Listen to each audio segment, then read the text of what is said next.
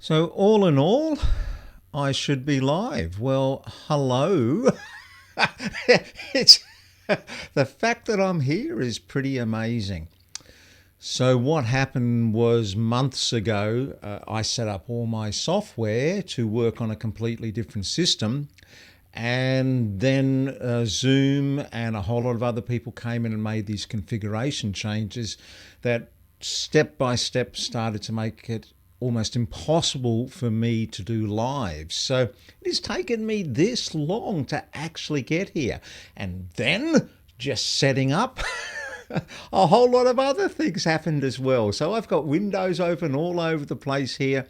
But the point is, this is Ask Julian. I've been doing video for, gosh, now nearly 40 years, something like that. And I've seen so much happen over that time. I'm more excited about video now than I've ever been. And as you probably know, everything that I do is focused around a smartphone. But there's a lot in here. And I spend a lot of time answering people's questions. So I thought, why don't I start a live session where if you happen to be there, if in fact anyone is listening to me, maybe not. Maybe I'm speaking to a vacuum now because I've stuffed this whole thing up. That is quite possible. But if you are out there and you want to ask me any questions, then there is a chat window and you can pop your questions in the chat and I will answer them. And I'm hopefully going to be doing this every week. And I'm just checking. Seriously, the thing is, you might see, this is a very good example of the difference between live and pre-recorded, because when you see a lot of my videos, a lot of people say, oh, they look very polished, it all looks very good. But that's a process. That is the magic of video. I mean, that's the power of video, is that you can condense time and you can use all these techniques and disciplines and templates to make that happen. But live is a completely different story. And live, doing it like I am doing it now, which is a one-person operation, compared to back in the days when I was working in television, you would have a crew of people. Not just one crew of people, you would have a crew of people at this end and a crew of people at this end. You'd have a satellite link in between, and you'd just have this one person on camera, but they had a whole backup team behind them. So the fact that we can do this now I find, blows me away. It's really quite amazing. But the level of commitment that you have to do it is if you're doing lives, you're doing quite well because you've got to make sure all this is happening and also think about content as well. So if no one is here, and in fact, if I have stuffed this up completely, my idea is that during the week, I'm always looking to the future of video and I'm looking at what's new, what's happening, who's using what's working, what's not. And so I am going to share some of that with you. And look at this. All I'm doing is dragging my my keynote presentation out the way. That reminds me. See,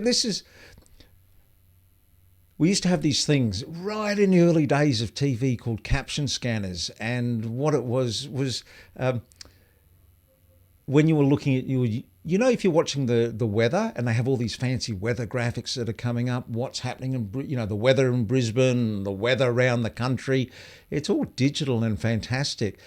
But back then what it used to be was a series of cardboard cards that the graphics department would make up, and they would all be stacked one in front of the other, and there'd be a camera literally filming them, and you would reach in with your hands and pull the front piece of cardboard out the way.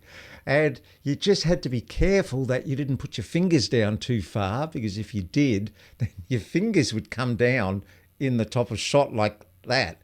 But so that's how far we've come. But, sometimes just using simple techniques like that works really well. One of the big things people are asking me a lot, and I mean, I probably answer this question at least half a dozen times during the week. Let's have a little bit of framing here. Half a dozen times during the week, and that is captions. And so captions are those words which appear down at the bottom of your video. And number one, people get confused what they are because most people call them subtitles. Subtitles are things that you see in movies. So quite often you're seeing a foreign language film and it has the subtitles down the bottom. What captions are a literal translation of what you said, so word for word, whereas subtitles are an approximation. And quite often you see this in, remember the old Kung Fu movies? And there'd be like a whole lot of talking on screen in the foreign language, and one word would come up, maybe, underneath. So we're talking about captions. Understand that captions are now in their not infancy, they're in their adolescence now. And this is all moving fast. I remember 2 years ago, it was so difficult to put a caption on your video. And now it's becoming automated. AI, artificial intelligence, is just making this so much easier. I predict maybe in 18 months, 2 years' time, it's pretty much all going to be automated. It's becoming automated now, but the error is it's not perfect. It's actually pretty good, but it's not perfect. I would not want to trust putting my videos fully up at the moment to automatic captioning, and particularly a lot of it is accent based. So my Australian accent, you've got to get a program, and because these programs learn, and the more that you do it, the better they get. That all said, there's a new program, company business up there called Subly, and they do a pretty automatic translation, captioning of your video. So you upload the videos and you basically download captioned videos. And at the moment, the reason I want to tell you about it, it's free. So during COVID, and it's a new startup business that they want to get as many people on as possible. I've done a couple of videos with it. Let me tell you, they work pretty well. But what actually happens is it downgrades the video quality just a little bit. Now, if you're just doing this for online and social, then that's all fine. You're not going to have any problems whatsoever. But if you were wanting it for bigger screen, like if you were playing it on a big widescreen TV in the foyer of your business and you wanted the captions, I'd maybe think that this service may not be for you. But go check it out. I mean, it's a great service. Do you know about Filmic Pro? Filmic Pro is an app that you download onto your smartphone, iOS or Android. And what it does is it gives you control of your smartphone, similar to the level of control that you would expect on a DSLR camera. It's really quite amazing. I've got it on my phones. I use it on almost every video that I make. However, I only use a small percentage of the functions. I really don't go too deep into it. But one of the great things that it does is it enables you to manually control your settings. And it also gives you visual indication of proper sound meters and proper counters, and even something really simple like this. Like on most smartphones, you've got a red, your button to take the photo or start the video is a red button. It's the silliest thing in the world, because when you put it on, it turns to a different shade of red.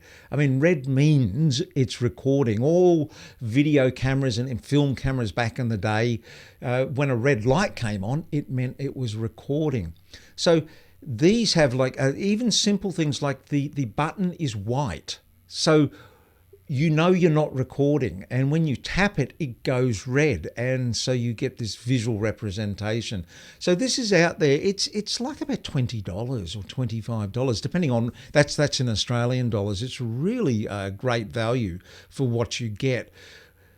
I've just seen that there's another competitor out there, and it's called Beast Cam, BEASTCAM. And it's got very similar control features on it. Probably even in a sense it's a little bit more logically laid out, but it's about the same price. Just wanted to let you know that this is out there. And these are really useful tools, a good investment.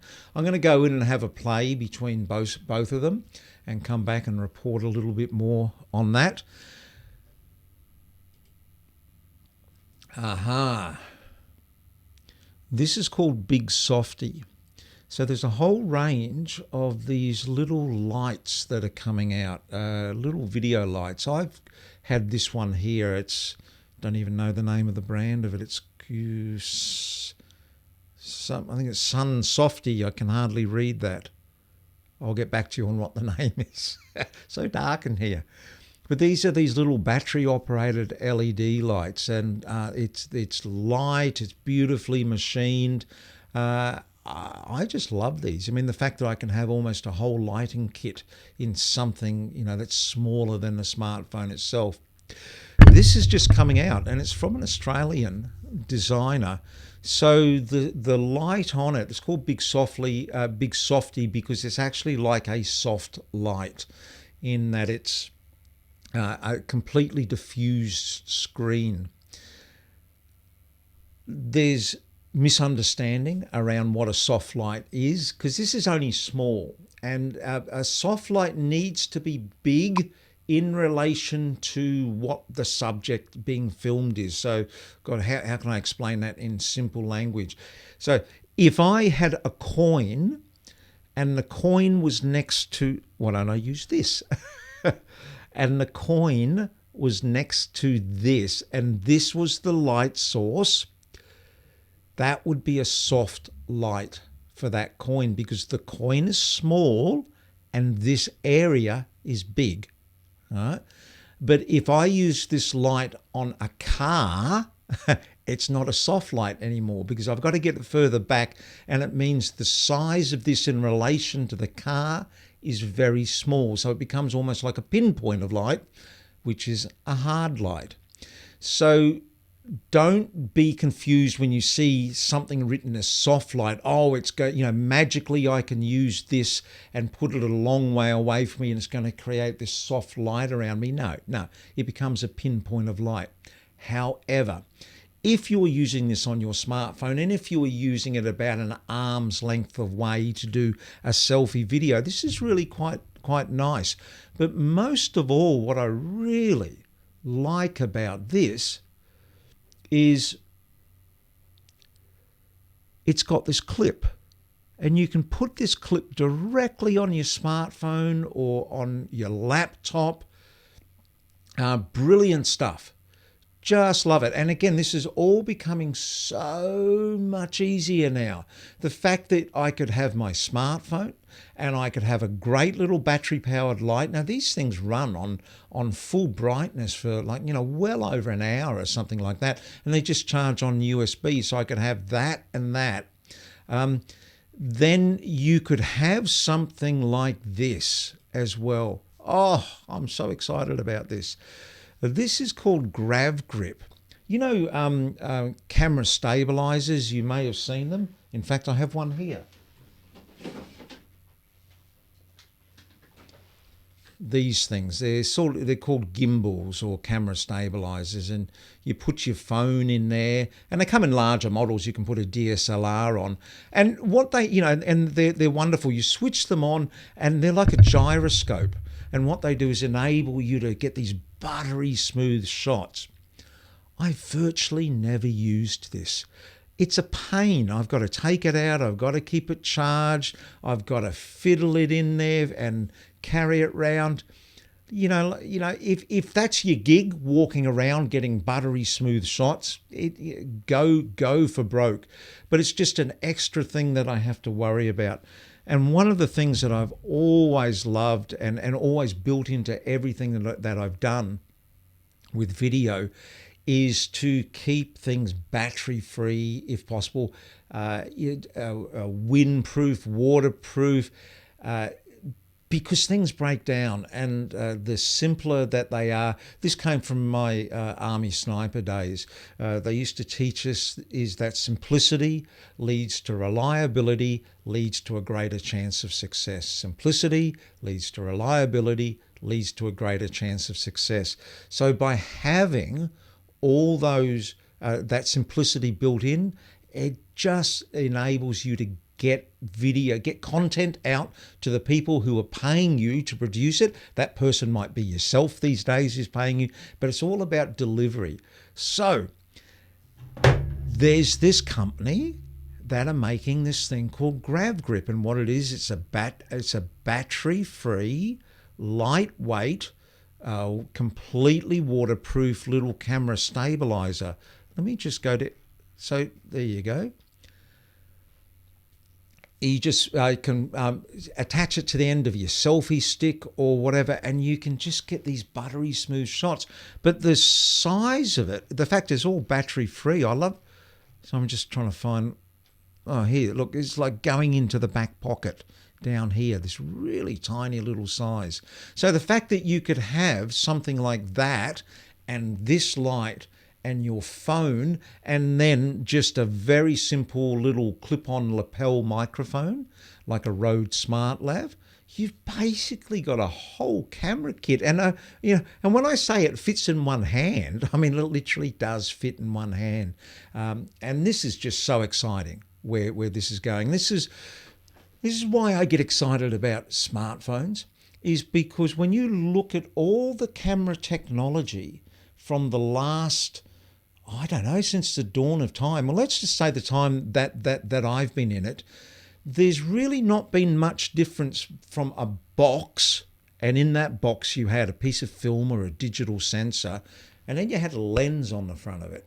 And not much else has happened in that time. Sure, there's been, some little improvements and stuff.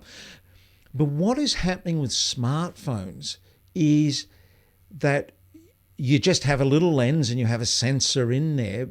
But now you have all this computational power, artificial intelligence.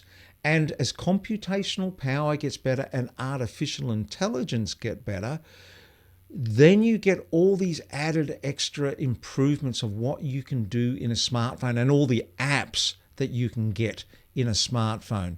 So, let me see this one here. No. So check this out. This is what is happening with computational power. One of the problems with putting a wide angle lens on a camera, but particularly in a smartphone, is you get massive distortion around the edges. So there's this company now, and this will all be standard on your phone within a couple of years. So that's a normal view, but then if you go to a wider view, instead of things really starting to twist and getting distorted, the AI and the computational power keeps everything nice and, in a sense, all your straight lines fairly straight, and instead of distorting the head and the body. But then it goes out. Look, this is in super wide, and you can see it's still, you'll always get some distortion. But in what they've called hyper wide here, you still get these amazingly good shots. And this is what I only dreamed about having 20 years ago. So all this is available. And look at this. Okay, let's have a little look at this.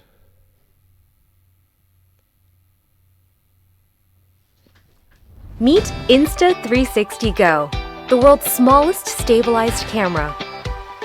Go is made to move. Its magnetic body lets you shoot from your point of view.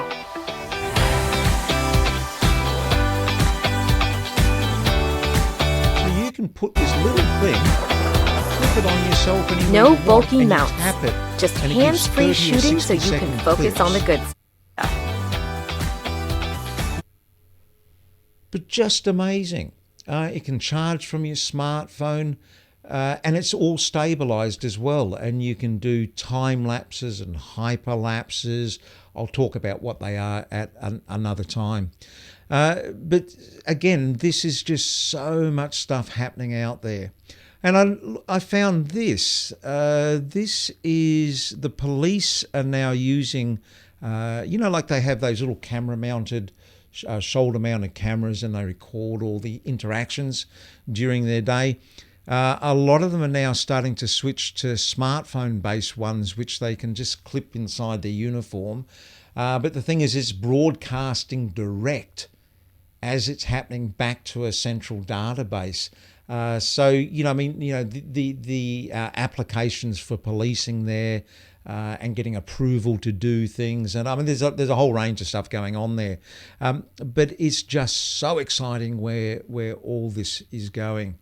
So that is the first of Ask Julian, and all I did was talk, but that's okay. That's okay. This is something that we build. It's about putting yourself out there. It's about testing. The thing is, hey, I might do this 10 times and not one person asks a question. And that will pretty much indicate that nobody wants to ask Julian a thing. And that's okay. Fail quickly, fail quietly, move on to the next thing. So I'm going to wrap this up, and I'm going to go and see if I can see that Annie Leverington, I've just actually looked, and she was on for a while. Thank you so much. So actually somebody is seeing this. So that's fantastic. There's step one of the journey. And I am going to find where the finish button is and say goodbye, and hopefully see you all next week. Hooroo.